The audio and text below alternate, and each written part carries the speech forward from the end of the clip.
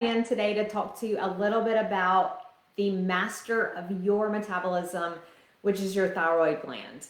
Now, I suffered from hypothyroidism for many years, and I wasn't even aware of it. I didn't realize it. And I want to talk to you about it today and make you aware of this issue because a lot of people that I work with are actually dealing with thyroid issues too. Now, when they come to me, they may not even know. They're coming to me, they have things like low energy, brain fog, poor memory, digestive symptoms. And the people that have more classic symptoms like cold hands and feet, dry skin, hair loss, a lot of those people say, yeah, I probably got a hypoactive thyroid, but most people are just not aware. And today I want to talk to you a little bit about it because the mistake that I made for a very long time was looking at this from more of a conventional standard approach. And I think that's why I stayed sick for so long. So today I want to teach you a little bit about the thyroid, what it does for you, how you can really work to heal your thyroid in a holistic way, and what I've done in my own life and in the lives of some of my clients to see them progress in their thyroid health to really learn how to master their metabolism. So the problem that I see really up front is that most people are not approaching this from a holistic standpoint. They look at the thyroid, there's a problem with the thyroid, their doctor is going to provide medications for the thyroid, and the truth is that that may be okay in some situations, but there's actually two different types of thyroid disease.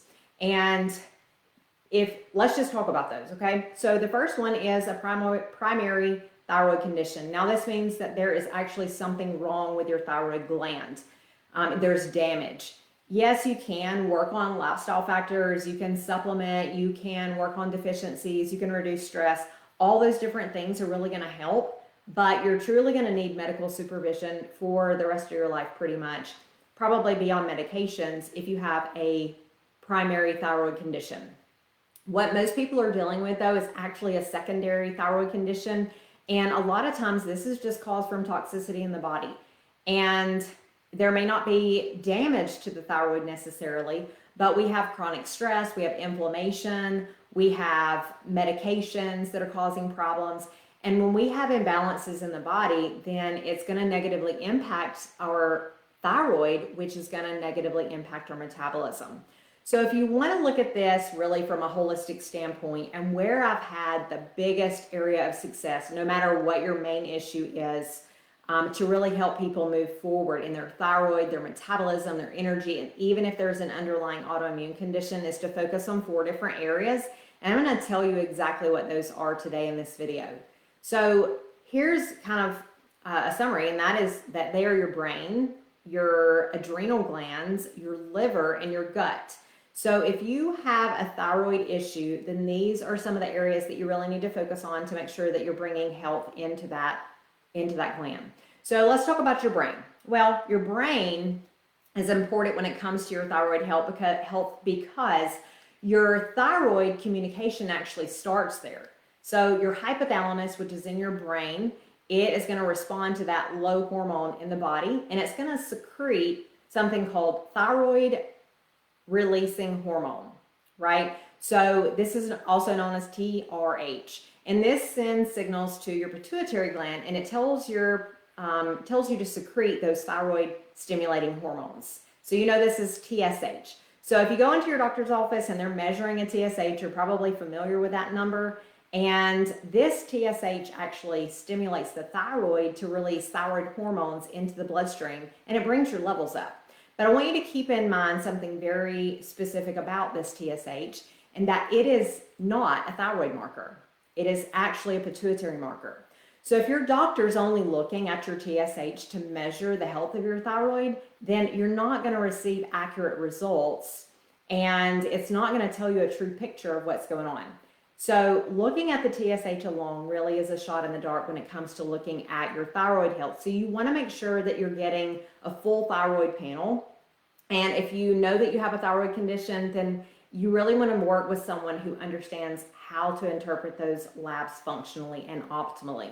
So the second thing I want you to know is about your adrenal glands. This is the second area that I really want to focus on when I'm working with someone with a thyroid condition. And it's because your adrenal glands are playing a huge role in your thyroid health as well. So if you're not optimizing your adrenal glands, then you really aren't going to get the best use of your thyroid either, because you're getting messages from your hypothalamus and your pituitary gland for your adrenals as well.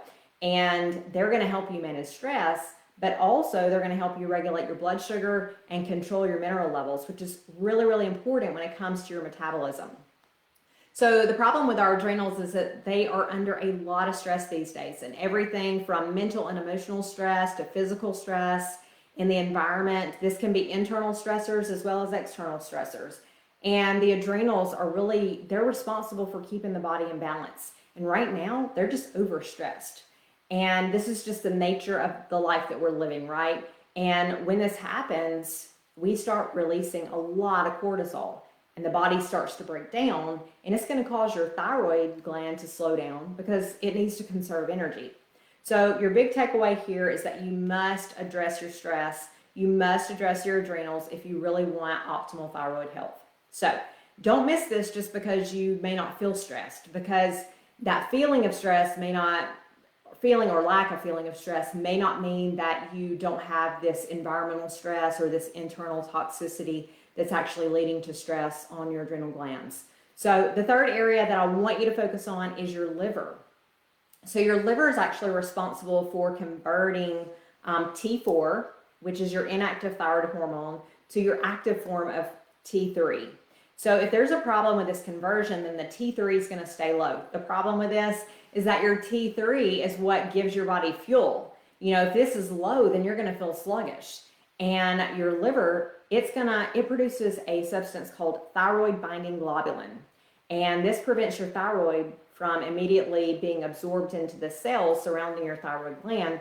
But it also, the liver is also going to distribute and transport thyroid binding globulin into other areas of the body. So when there's a problem here in this area, then it can cause your T3 levels to either go high or look like they're low, right? So there's really a sweet spot when it comes to your hormones, and you really don't want them to get too high or too low. And when the liver is doing its job correctly, then the thyroid hormones are more likely to come into balance. The fourth area I'm talking to you about today is your gut. And this is really my favorite area. If you know anything about me, I love Hippocrates, and he says that the gut is the window to disease. Now, this is really foundational when it comes to your thyroid health, because 20% of your free T3 that's actually used by the body is produced in your gut. So your good friendly bacteria are going to play a huge role here when it comes to converting into active T3. So your gut has billions of bacteria. I mean, we're just full of the good, the bad, everything in between. And the good bacteria, they nourish us, while the bad bacteria, they're going to produce toxins that make us sick. So those toxins come from poor diet, inflammation, medications, toxicity, food sensitivities, all those things, low stomach acid.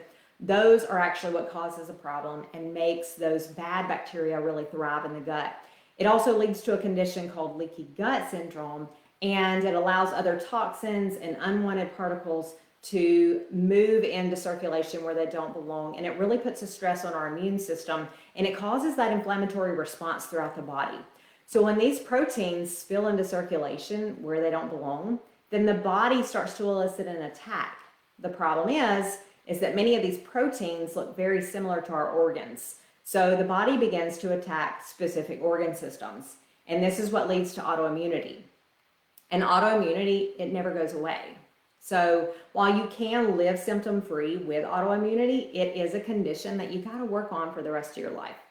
So I tell you all this stuff, and how do you fix it, right? So here's my recommendation if you really want to find healing for your thyroid health. Okay, number one, work with someone to address the right lab tests.